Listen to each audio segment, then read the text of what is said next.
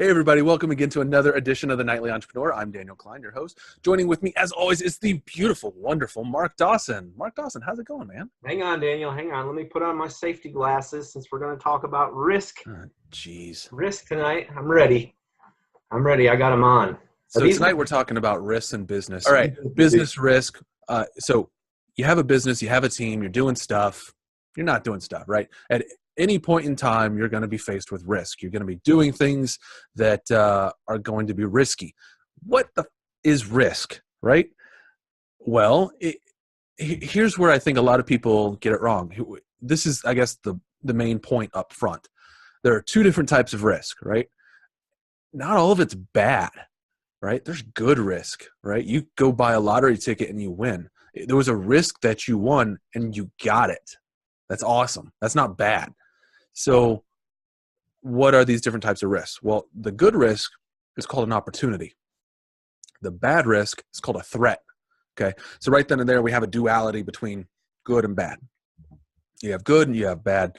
So no matter what you do, what circumstances, what you're trying to achieve in your business, startup, mid-level, enterprise, whatever, you're going to have these two different types of risks. You're going to have opportunities, you're going to have threats. So we're here tonight to talk about how to navigate between this duality, right? How to take the opportunities and improve the odds that those opportunities happen, and then how to take the threats and decrease the chances that that threat will become a reality. Okay, so when you mention opportunity and risk, I can't help but think of the old adage, you got to spend money to make money. Sure. And I think everybody knows that's kind of true, but I think that's used really loosely. And I think that adage actually kind of defines what taking risk for opportunity means. And they can be calculated. They can be, knee-jerk reaction risks that you take.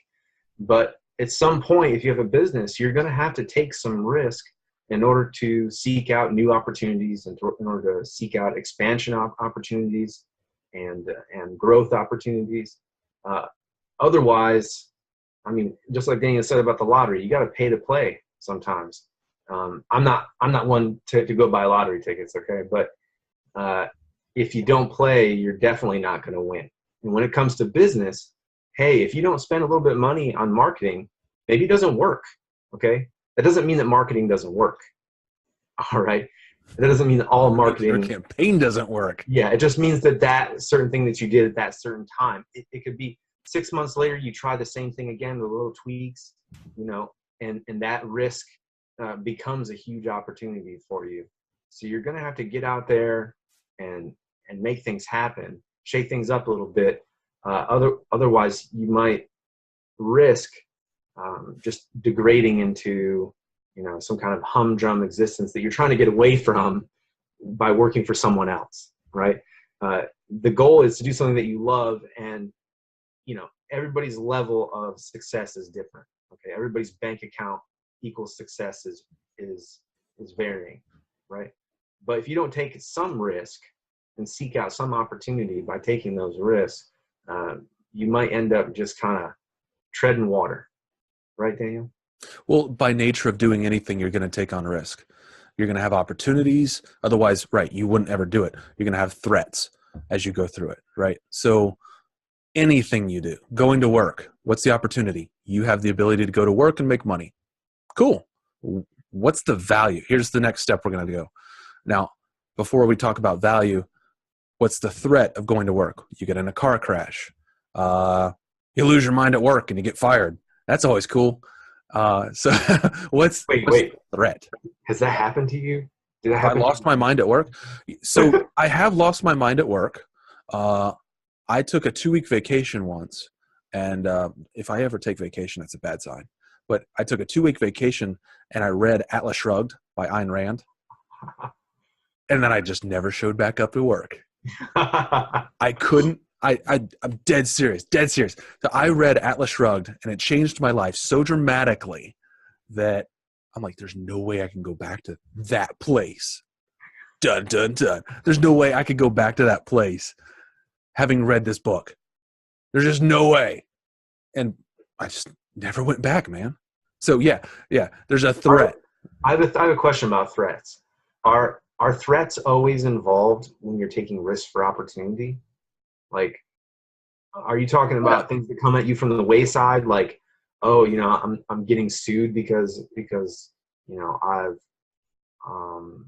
someone has gotten injured on the job or something like that. Are you talking about those kind of threats, or are you talking about I risk, I put up a marketing campaign, I spend $5,000 or $100 or $10, in a Facebook ad, and my threat is that it doesn't do anything for me, like I get zero return.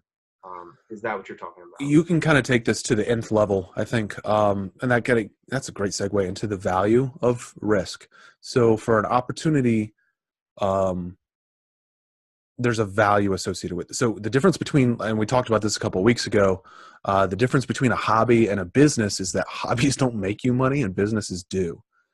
And that's, I think, a great delineator between hobbies and businesses. So let's take that another step forward. Businesses, the intent is to make money, right? So if you take on risk and you have an opportunity, from a business definition, that's an opportunity to make money. And a business threat is the risk that you lose money. So from your example, you spend $5,000 on a marketing campaign. The threat is that you lose $5,000 on a marketing campaign. And then when I say you take it to the nth degree, you can, because all this is just a risk register, right? So we talk about this in project management. Having a risk register of all the different risks also include opportunities as well as threats, but they just have different dollar values associated to them. So the risk you just mentioned would have a dollar value of negative $5,000. And we could take it to the nth degree by saying, and the marketing campaign could be so bad that I lose brand value, right? What's the cost associated with losing brand value? There is one. It might be difficult to come to. Maybe you can guess at it, but there's that negative value as well. So you have a risk register of all your different risks. Some of them have pluses, some of them have minuses. The minuses are the threats, the pluses are the opportunities. Now, the opportunity to the risk that you talked about is hopefully at the point where you are spending $5,000 or plus $1,000 on a marketing campaign, you have a sales funnel that works. And my machine that I've stood up, if I put $5,000 in, I get 20,000 hits.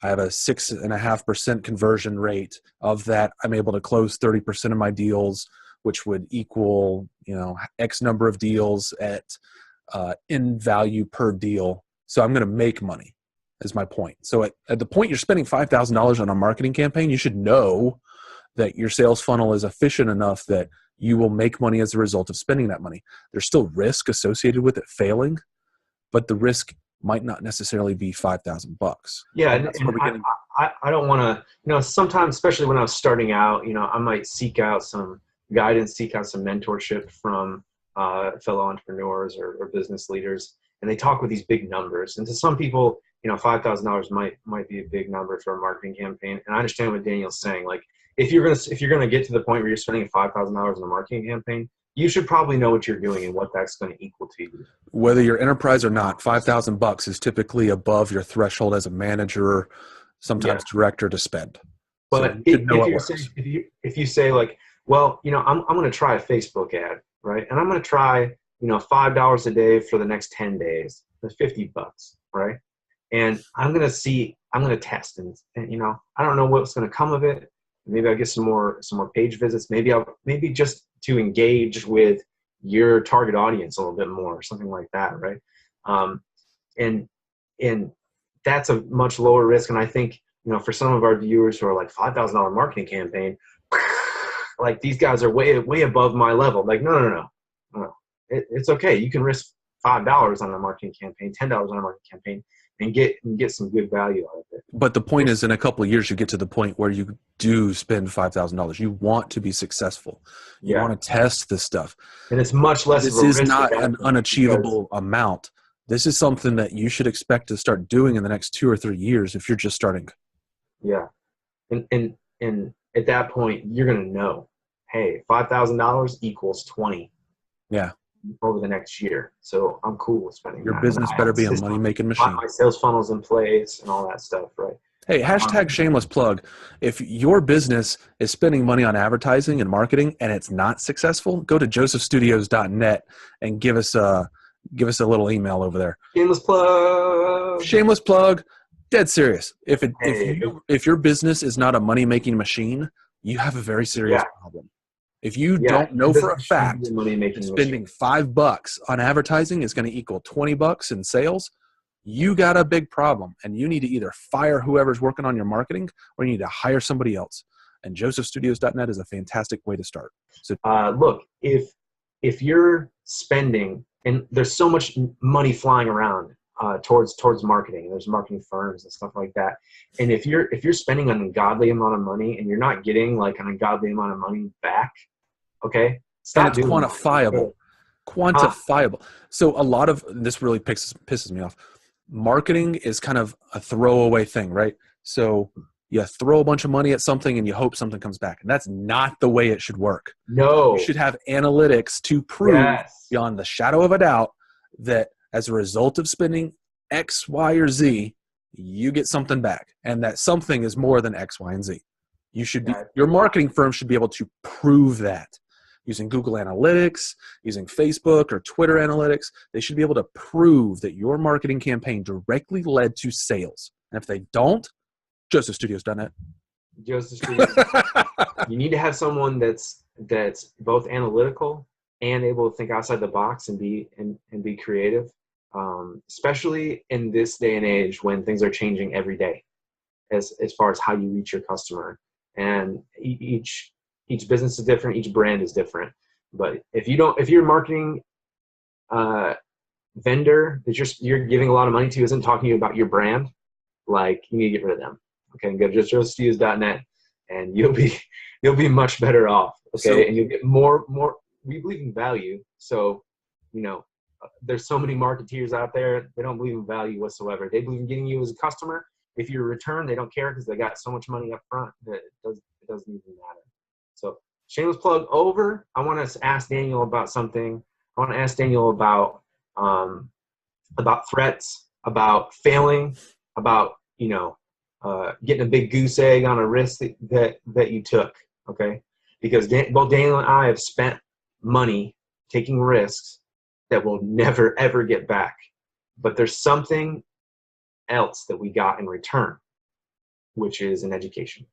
Okay, because there are business ideas that we've paid for. We talked about them before in a previous video, right? And there's things that when you step out of that front door and you decided, I'm going to take a plunge. You got that E on your chest, entrepreneur, and you're like, I'm an entrepreneur now, right? And you step out of that front door like a damn superhero. You're taking a risk, right? And you're going to fall on your face. You're going to fall on your face, and then you're going to get up. You're going to fall on your face again. You're going to step on your cape, trip over yourself and break your nose, and you're going to get up. You're going to do it again, and money's going to be falling out of your pockets while you're doing it. Unfortunately, that's the way it is. But I think if you get something from this video, from our blog post on josephstudios.net, at least how to manage those effectively, so that hey, am I taking this risk for no reason at all? Or am I taking this risk because there's an opportunity on the other side of it? You may not always win the opportunity, right? Sometimes you're just going to fall flat on your face. But am I taking this risk because there's something on the other side of it? Or am I taking this risk just because I'm new and I'm trying all these different things and I'm throwing money at the world, right? There's a difference there.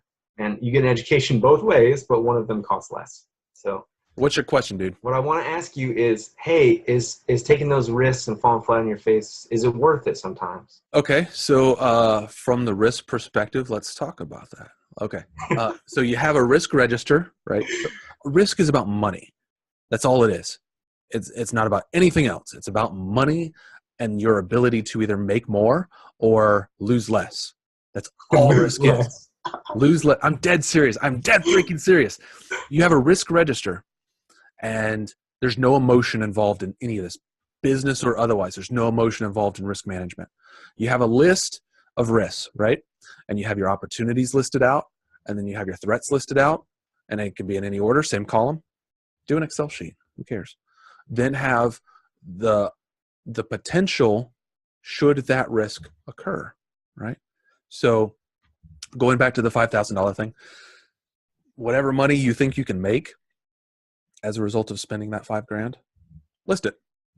Let's say 20 grand. So the value of that risk occurring, we column B, 20 grand. Now the negative, the threat of spending $5,000 and not getting it, $5,000, right? So what's column C? So column C is the probability or likelihood that that risk will occur. Okay, and this can kind of be a voodoo kind of chicken bones kind of thing, right? You know, as a project manager, I always would think, you know, half of what I do is like voodoo. It's like chicken bones and cat guts kind of stuff.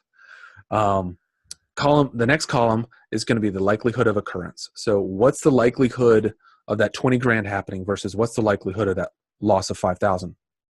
And it's going to be a decimal. So it'll be like 0.75. How do you know?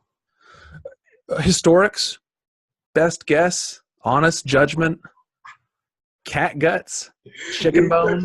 You start talking about columns and decimal places. Like, okay, so it's a risk register.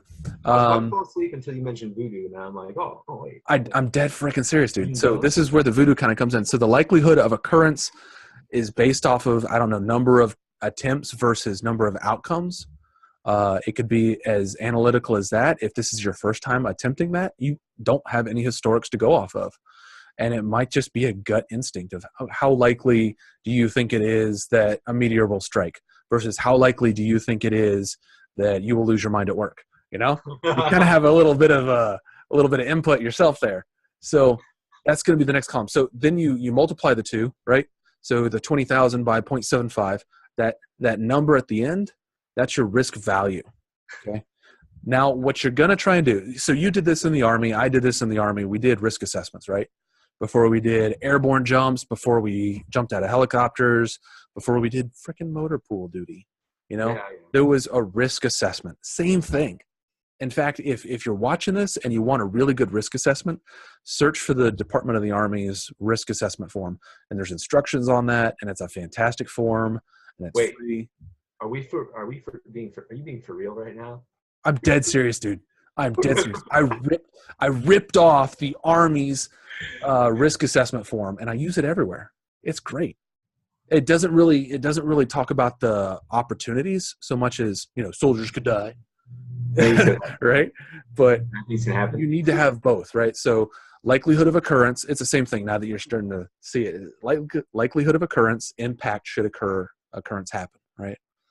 And then what you try and do is you put in mitigating factors to, if it's a threat, and that's the one we're used to most in the Army, to reduce the impact or likelihood of occurrence, right? So you put in mitigating factors like we will do training, we will do briefings, we will, I don't know, blow smoke up each other's asses. I don't know. So on the opposite side for opportunities, you want to improve the odds that this opportunity will happen. So in that case, maybe you hire somebody who's a marketing expert. Maybe you do research in how to conduct a successful Facebook campaign. You're killing me. How am I killing you? That's how you do it. So you either expand the opportunity or you decrease the threat with these mitigating factors. And then the end result is your residual risk. And that's something you're just going to have to live with. So I jumped off of an 800 and something foot bridge a couple of years ago on Bridge Day. It was a base jump. It was freaking cool. And so what are the odds of me surviving an 800-foot fall? What are the odds of me surviving an 800-foot fall with a mitigating factor of me wearing a parachute?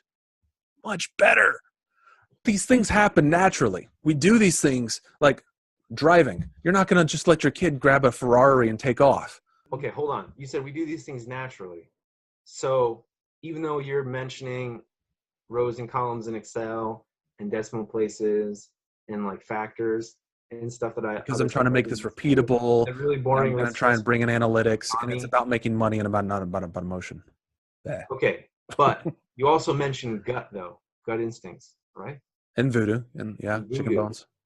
All right, because I was going to fall asleep until you mentioned voodoo and the gut instincts part, because I think, and look, there is value into everything you're saying, Daniel, And yes, the army risk assessment is good. We normally hand jam that thing like, oh, we need to get this done here, Colonel, sign it so we can go do this airborne operation, right?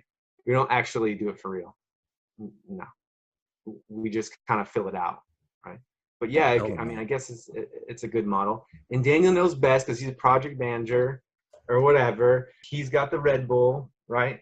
But the thing is that I'm trying to think, like, hopefully Daniel's coming around, and I think you did, is that, I mean, do you just wing it eventually? 'Cause that's what I do. So at some point you got to get off the X, right? You're never going to be perfect. You're never going to have 100% of the plan. So help me God, if you think as an entrepreneur, well, I have to have 100% of the plan before I do anything.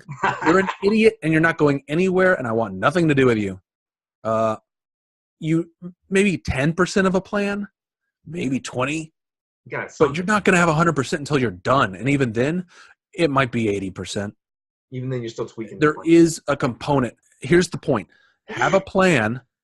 Have a plan. Have a good plan. Know what you're getting into, right? That we can agree. Do not be stupid about what you're trying to do. Do not have emotion about what you're trying to do. It is about money, and it is about success. And it is about being able to repeat that over time in larger and larger amounts. That's why you need to have a solid plan. That's why you need numbers and decimals and columns. You need to get off the X. You need to move. You need to start up. And it shouldn't be at the 100% mark. That needs to be at way, way, way before 100%. And you can fail. I mean, you can still fail. Yeah. Yeah. You learn something from it. I mean, the roof could collapse in on me right now and I'm dead, right? I could fall out of bed tomorrow and break my neck and die, right? That's why I eat my dessert first. So you mitigate the risk where you can, right? The risk is I have amazing banana pudding in front of me and I could die before I get to it. And that's unacceptable. So I change my plan accordingly, right? So if the residual risk is greater than what you're willing to accept, change your plans. Yeah, and I guess if you're the kind of person that wants to write it all down first, and that helps you to strategize, it helps you to be calculating. I like to take calculated risks, and that's what Daniel's talking about, is to like have a plan. Like think about, what if this happens? What if that happens? Is this acceptable? Is this unacceptable? What do I do to make it acceptable? Yeah, and some people do that best on paper or an Excel spreadsheet or using math even, you know, and it's good. If that works for you, great. If you're the kind of person that is working it, like I'm the kind of person that I might spend a week working on it back here. Okay. It's in the back of my head constantly. It comes to the front and then it goes back. It comes to the front and goes back. I dream about it, right? Say I got a marketing campaign, you know, I want to wrap my brain around it. I could write it all down. I'm going to write it all down. Okay. But I'm working on it right here first. And then over time, I start to think, okay, all right, I've got kind of the rough draft. Let me get it down on paper, you know, and I put like, you know, maybe a 40% solution down on paper. And it might not involve fancy maths. It might be on a napkin for crying out loud, right? But I've got a 40% solution right there. And then I take that and I've determined, hey, this is my budget. These are the things that could happen. I could see some no results here or there. I'm going to try to mitigate that by putting these things in place. You know, especially with marketing, I stack. So I'm not just going with one thing. I'm stacking ads. I'm stacking different platforms, different social media stuff, so that I have some kind of return always. I thought about it back here, kind of passively, actively, passively, written it down actively on paper, like a 40% solution, you know, and now I'm about to implement. When I'm implementing, Daniel's right. I might only start implementation with a 60% solution, right? With a rough draft. And as I go and as I start to implement, I start to see maybe some feedback, some testing or something like that. If we're talking about marketing, then my solution becomes more clear. And maybe it's not exactly what I was thinking about back here 2 weeks ago, right? But the result is there because I've been consciously thinking about what I want to see as a return in a month's time for this marketing campaign. I thought about it 2 weeks out. You know, I'm like really trying to pin it down. And then when it comes time for implementation, I might only be 80% solution. And then it's that last 20% when it comes to risk and opportunity that I rely on, and you should rely on too. Okay. And I'm speaking to all of our viewers. And I know Daniel does it already. And it's the creative part. Okay. Because you've already analyzed and you've done the math, either fancy, you've done the math in Excel and you've really crunched the numbers if that's your thing. Or you've done the math, on a sketch pad or something, or back here, right? But that last like 20%, right? When you're coming from a base of understanding, where you start to use the creative side of your brain and start to think outside the box when it comes to risk and opportunity, that's where I live. That's what makes me excited to get up in the morning. And that's why, I'm here talking about it now. It's because that last part is the most exciting to me. Math. Oh my God, dude. No. Math is not a problem. Dude, math is money. You like your business? You like math. Yeah. You like money? You like math. And it's not hard. So I teach Lean Six Sigma on the side. I'm a Six Sigma black belt. And the hardest part about all of this is getting people to wrap their minds around the fact that math isn't hard. And it's not this, I don't understand. Yes, you do. It's freaking math. It's algebra. It's not even algebra. Like, you can add, right? If you can't add, don't start a business, right? If you can't multiply, don't start a business. It's that easy. Like, multiplying 5,000 by 0.75, that's easy. And it could possibly save you whether you're a Fortune 10 or you're a mom and pop, $5,000 is either stakeholder value or it's your life savings. Either way, it's important. And you shouldn't spend even $1 if you don't know that it's valuable or you're willing to take on that risk. And if, a little bit of addition and a little bit of multiplication is going to help you, easy. Really freaking easy. You don't even have to do it, actually. You can just do it in Excel. You can do it in Excel. It's really easy. When people say, oh, we're going to do a little bit of math, they clam up and they're like, oh, no, math. I'm melting. No. It's multiplication, dude. It's easy. It's straightforward. It's going to save you thousands of dollars. Please, for the love of God, just, open up your calculator app. It's good stuff. So you hear us talking about, ooh, we're talking about math. Ooh. Yeah, get over it, dude. You run a business. You should be able to add, multiply, God forbid to divide and subtract. But we all have to do that too. That's really all you need. This isn't like you calculating your trajectory to Mars. Yeah, and Daniel's right. It's really important afterwards. I think it's super important afterwards. I think Daniel would agree. So, like, let's say you run a marketing campaign, you spend $5,000. You need to know, like, no kidding, quantifiable. What did that get you in return? Like, you got to know by the numbers. If you ran a Facebook ad for $10 and you need to know what your cost per click was. You need to know, hey, what was my ROI there? Like, was it worth it? Should I do it again? Should I do it and multiply my number times 10 instead of running a $10 Facebook campaign? Did this work? Should I run $100 and then 2 months from now, $1,000 campaign? Like, is it scalable? Like, you need to be able to do a little bit of math. I'm a little bit facetious about it because I am an English professor, and it's easy for me to say that I hate math. But realistically, though, I use Excel like all the time. And I think afterwards, like measuring. Okay, so we've been talking about measuring risk for opportunity. Measuring risk for threats using math. But then afterwards, like we call them AARs in the Army, after action review, right? You need to know those quantifiable numbers. So like, hey, I spent $1,000 on this and I turned it into $4,500. Like, cool. Or, hey, let's do that again. Yeah, let's do that again. Or, hey, you spent $1,000 on marketing and guess what you got in return? You got like a bunch of likes, like no clicks, and and your cost per click is way high, and you need to adjust your keywords. And here's the math behind it, right? here's a downloadable PDF or Excel spreadsheet that you can look at, right? Or your Google Analytics. Like, you need to know how to read that stuff. So I was being a little facetious about the math thing and kind of giving Daniel a hard time because him and I we're of the like mind. We're different personalities and we had different approaches. But yeah, math is super important, especially on the back end. So yeah, that's my whole spiel about threats, right? Threats, business, new business. You need to be able to quantify what you do. You need to be able to quantify the difference between what you want and what you got. And you need to be able to close that gap between what you got and what you want. And Hi, trolls. Hey, trolls. Hey.